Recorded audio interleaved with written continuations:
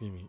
Konnichiwa. News Garage Boy INCOG. A better rush video. And today, video guys, we're back on the Tiger Coons video channel.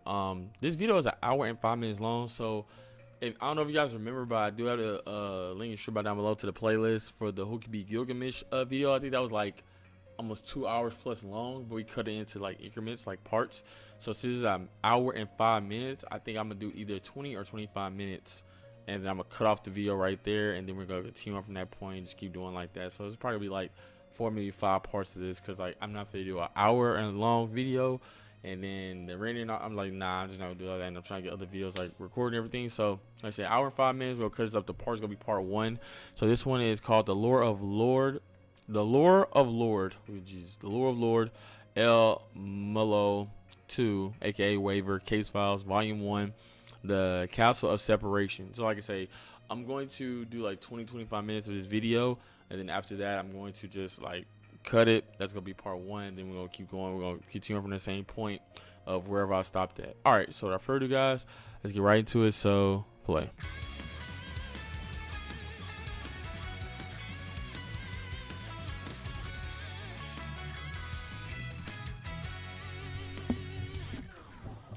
I was like, why am I hearing out of one headphones? Weird. Welcome back to Otaku Daikun. Dai here. After far too long, I finally have the gusto to start exploring the lore of Lord el-melloi II Case Files, a series of light novels that continue the story of Waver Velvet after his debut in Fate Zero. Waver Velvet. At first, I was planning on trying to summarize this whole series in a single video, but considering how each and every volume of the story could be adapted into its own film, there's just too many juicy details to ignore. Therefore, I'll be covering this series in parts, 1 video per volume, for as many volumes as I can find translated. These works are sadly rather obscure, mainly because we don't have an official translation for them. Thus, that's cool. Like I said, I'm just just doing them in parts anyway, so on the Beast Slayer forum for translating these amazing books. Efforts like these are critical to the fandom, and I am truly indebted. What I hope to do is narrate to you my summary of these books, while of course providing my own commentary and other fun details along the way. This is a fantastic opportunity for you guys to expand not just your knowledge of Fate, but also your repertoire of Magecraft knowledge. I know this will help me with my Lessons in Magecraft series, so let's jump right on in. Everybody wins. Honestly, the first volume starts off en media res, forcing you to pick up the pieces as you go along. For our purposes, I'll lay a tiny bit of groundwork that the novels don't. I assume you all know about what happens in Fate Zero. Waver Velvet, a rather unimpressive mage studying at the Clock Tower, decides to try and prove himself by stealing his professor's servant catalyst and joining the 4th Holy Grail War in Fuyuki. He just stole it? He summons Iskandar, or Alexander the Great, and he learns to take pride in himself through their interactions. Kenneth el-melloi Archibald, his teacher at the Clock Tower, procured a different catalyst and entered the same war after him. The two rarely interacted during that conflict, and Kenneth lost his life to the mage Kiritsugu Emiya and his saber servant King Arthur. Waver nearly died in the war when Gilgamesh defeated Iskandar, but just before their final battle, Iskandar appointed Waver as one of his vassals and tasked him with surviving to speak of his king's glory. Gilgamesh then spared Waver out of a respect between kings. Following the war, Waver returned to the Clock Tower, graduated, and became a teacher there. Out of respect for his late teacher, Waver compiled the remnants of Kenneth's research into an encyclopedia of arcane secrets. From an academic standpoint, this saved the el-melloi family from ruin. Acknowledging these efforts, the heir to the el-melloi family, Rhinus el-melloi Archisort, recruits him to fix the damage he caused by interfering with Kenneth in the war. This meant 3 things. 1, Waver would share the el-melloi family's massive debt. 2, he would search for ways to repair the family's damaged magic crest. And 3, he would temporarily take on the title of Lord el-melloi until Rhinus grew old enough to take on the title for herself. Waver so he's just holding on to the mantle until she got older. That he at least be called Lord el-melloi II, as the original title itself would be too much to bear. As a lord at the Clock Tower, he is put in charge of teaching modern Magecraft theories, and he proves to be hella good at it, despite his own use of Magecraft being subpar. Yeah, about to say he sucks at Magecraft though, but he can do that. He takes on various jobs Rhinus gives him to pay off the debt and help the family. Our first story is one such job. Along with serving the el-melloi family, he hopes to achieve enough fame in the clock tower to be selected for the 5th Holy Grail War in Fuyuki, so that he may once again summon Iskandar. Of course, it wouldn't be right to talk about this series without providing a proper backstory for Gray, Gray, our right? delightful Yeah. narrator. Gray is a young girl who was raised as a gravekeeper of the Blackmore Cemetery in Wales. If you recognize the name Blackmore, it may be because of the dead apostle ancestor Gransurg Blackmore. The clan was named after him, really. What makes this cemetery special is that it holds the sealed remains of Rongo-Minyad, the holy lance used by King Arthur. Back during Arthurian legends, the king's sister, Morgan Le Fay, commissioned a means of containing the lance's tremendous I'm gonna pause power. right here. So Morgan Le Fay, she comes out not this year, right, but towards next year, right? It's Morgan, it's Muramasa, and it's like one other servant that's supposed to be coming out. It's like big servants, right? On top of that, the this series, the case files, the Laura Milio case files. So it's Waver as a kid, it looked like Gray and Reigns, Simi Yi. So those 3 main characters, right? So it's 2 because Gray is Gray a female? I think it's 2 females, and then it's the male that's Waver. But also too, it seemed like I think his issue 3 is him being what he is now. But it looks like when he's going to be getting older, that would look like it's going to be his first ascension. I thought the last ascension is usually the... I don't know. It's kind of crazy. I don't know. Anyway, let's get right back to it. So, play. She teamed up with the Atlas organization to create a replica of their dreaded superweapon, That art looks amazing. React. Logos React was a supercomputer that could run virtual thought experiments, predicting various ways for history to play out. Thus, Logos React Replica was created to use similar computations in sealing away the lands. Morgan gave this device an artificial personality based on Sir Kay, the Round Table Knight who adored Arthur the least.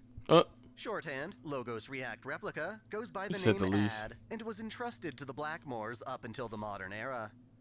The clan has long since strived to revive King Arthur in flesh and spirit, trying to raise a being capable of wielding the lance sealed inside Ad.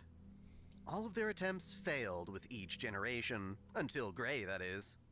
She was raised to be King Arthur's flesh, and was instilled with Artoria's essence. Flesh? 10 years prior to the start of Case Files, during the time when Artoria was actually summoned as a servant during the Fourth War, Gray's body morphed into that of Artoria.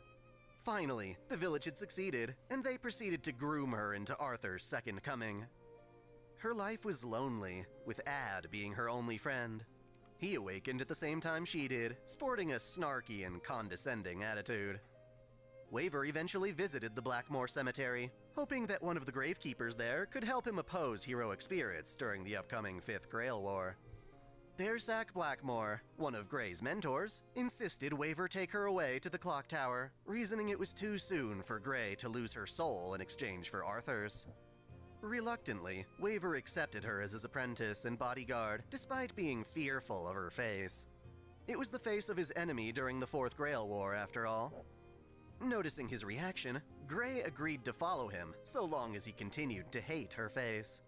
It sounds odd, but you have to bear in mind that this isn't her real face, or rather, the face she grew up with. She struggles with the side of herself that is supposed to be Artoria, and the young girl she truly is, a lonely gravekeeper. What is the girl she truly is, then? Fears ghosts.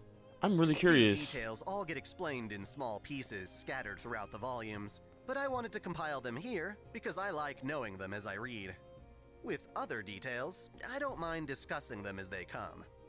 Volume 1 starts with a prologue, in which Luvia holds Gray at finger point.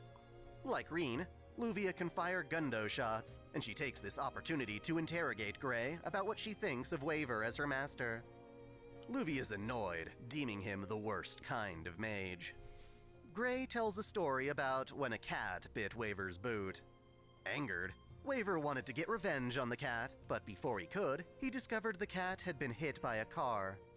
Waver was pissed, but still took the time to cradle the cat, heal its pain, and comfort it before it died. While he was upset about getting his boots chewed on before, he now let his entire outfit get stained in the cat's blood. He buried the cat while looking bored. He also reflected on how he couldn't save the cat, and that doing so shouldn't even be a mage's priority. Dang. He Why reasoned was it that for the the fall, world though? is filled with misunderstandings and miscommunications. Nah, think about it. There is Gray no dude kind of one look like truth, yet Artoria mages still in seek the one in the face. form of the root.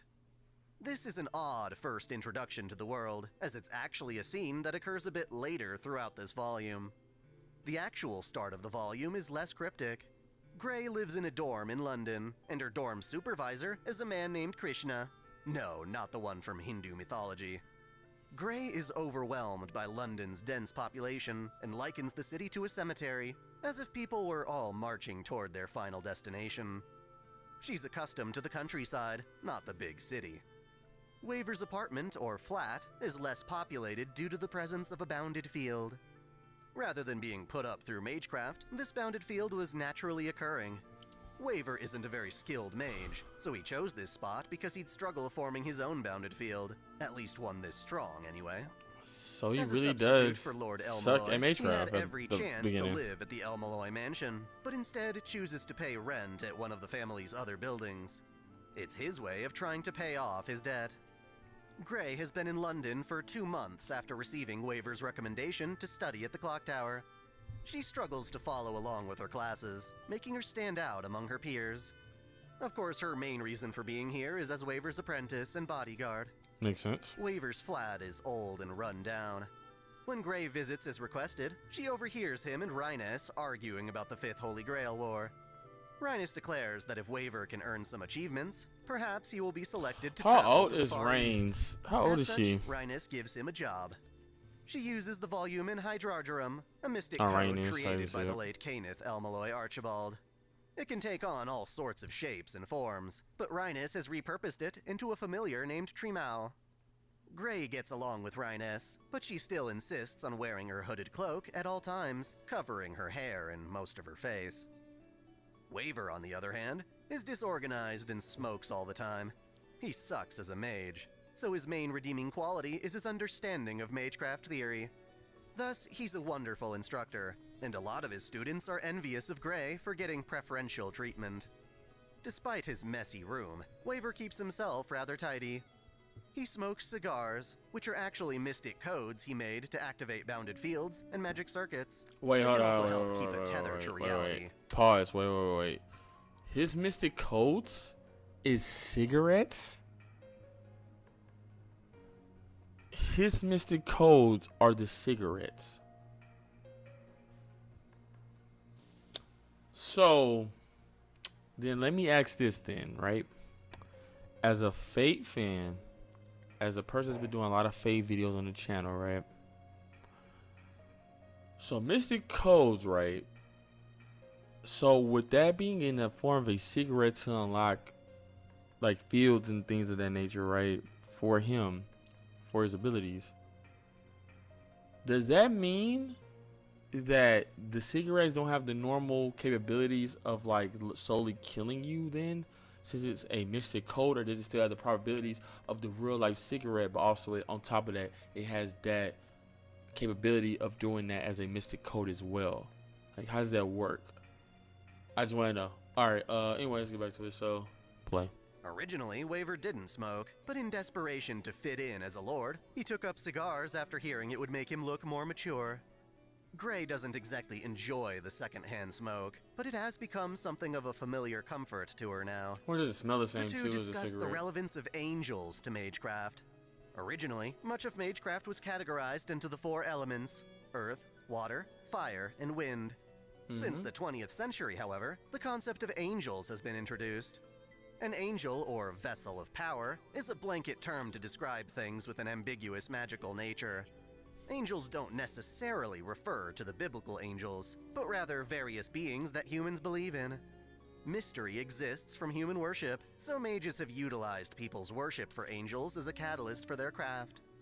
As such, a mage may not even believe in Christianity, but they can still use the concept of an angel to channel their spells. Like white magic Many and stuff modern like that, mages right? use the belief in angels of the Abrahamic faith as a foundation for new magecraft. Waver has been tasked to investigate a castle that invokes the image of an angel. It is called Adra, the Castle of Separation, and he needs Gray to come with him. The two take a long train ride and a trek through the wilderness on foot.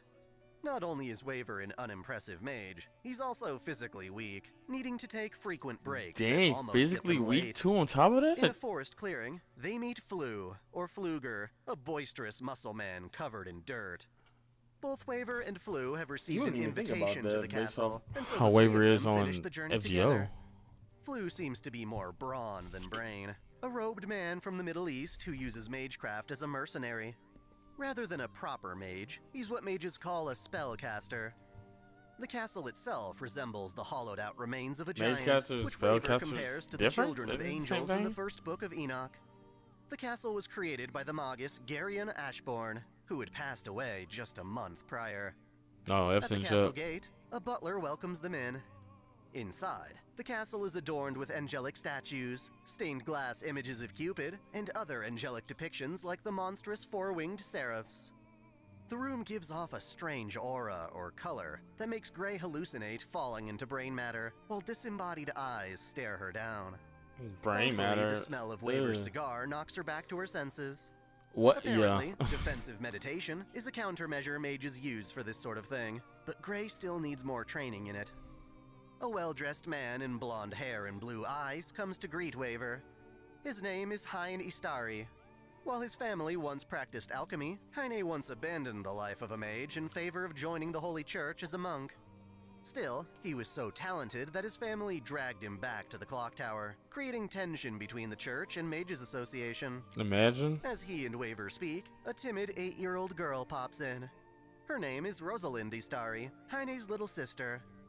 When Flu reveals himself, Heine ominously refers to him as the master-slaying astrologer Fluger. They realize they're all being gathered as acquaintances of Garion's, invited to attend the reading of his will. Of course, Waver is acting on behalf of Cainith, who used to know Garion before his death. Yet another mage enters the room, a wheelchair-bound old man named Orlok Caesarmund. He is the authority of Papilio-magia, or butterfly magic, which is based around the different stages of life that a butterfly goes through. More specifically, it has to do with dissolving one's own body and reconstructing it anew from a cocoon. He's a grumpy bastard, berating Waver for being unworthy of the title of Lord.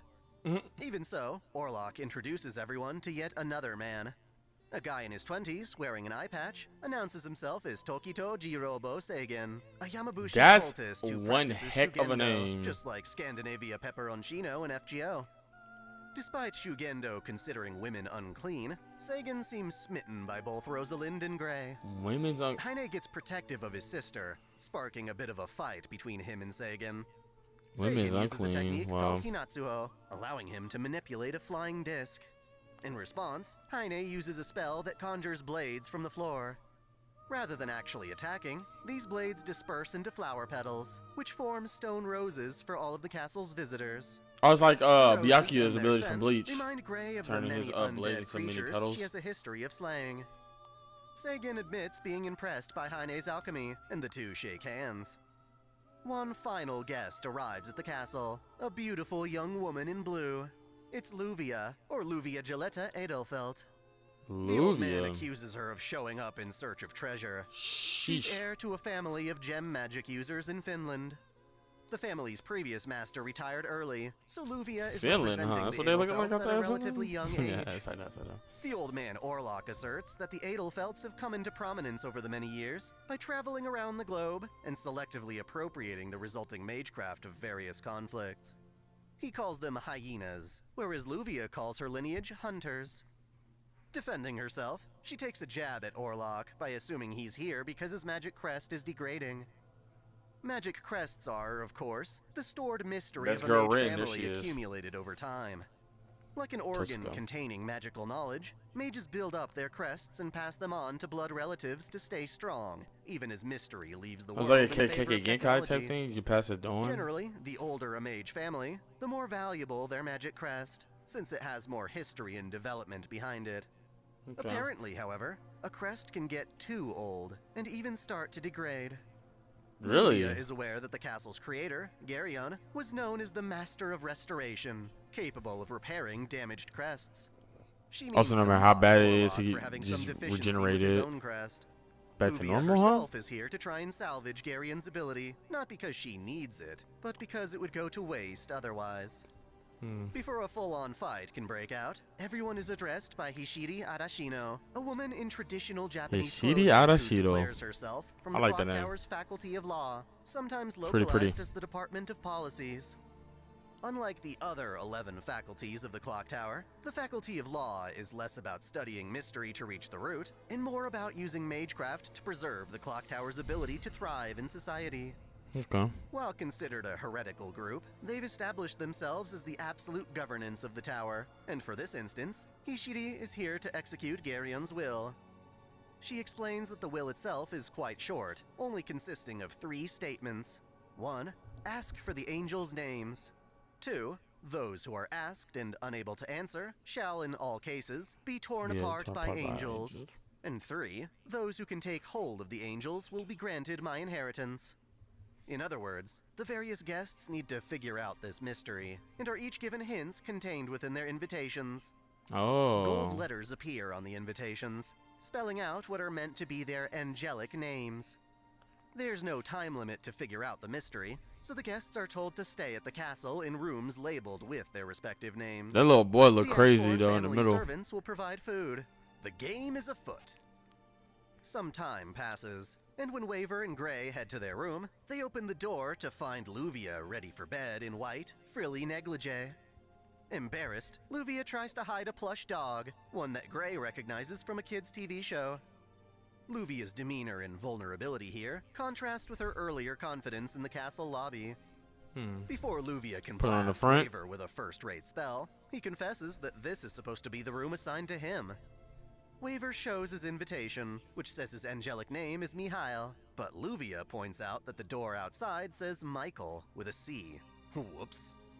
As a last-ditch effort to survive, he declares that this is a Shemham Farai, a Kabbalistic term, revealing to Luvia that the castle uses Kabbalah as its magical foundation. Gray knows from her lessons that Kabbalah is a magecraft formed upon Judaism that the orders of the Clock Tower are based on. This is meant to be a bargaining chip, a bit of inside info for Luvia, so she accepts it in exchange for blasting a hole in Waver's jacket with a gundo shot. Escaping alive, Waver has Gray write Shemham Farai on a castle map next to Luvia's room. The two search the corridors, passing by even more angel symbolism before finding the actual room with Mihail on it.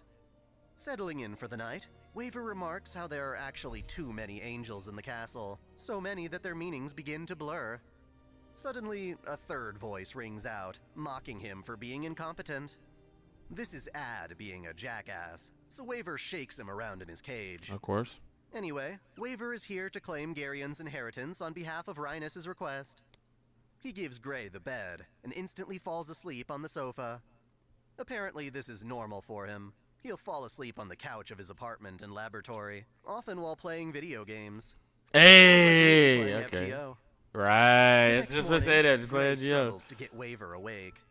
She's his apprentice. All right, guys. but So we're is gonna also pause right here. We're gonna end it right here. So we're at 20 minutes and 2 seconds. So this is where we're gonna start off for part 2. This is gonna be part 1 of the lore of el-melloi 2 Case Files Volume 1, the Castle of Separation. This is gonna be part 1. Most likely it's gonna be a 3-part to 4-part series of these videos because we got 45 seconds here. We just did 20 minutes, so we do another 20 minutes. That'll be part 2. So then we'll have like, what is it, 25 more minutes? Yeah, so it'd probably be like 3 parts. 1 out of 3 parts, most likely. All right, so like I say, Talk to the Coons, link in the description down below. I'm gonna make this a playlist itself once I get all 3 of the videos out and everything, just like the Google Image video. Anyway, guys, your boy INCOG. I'm out. Here.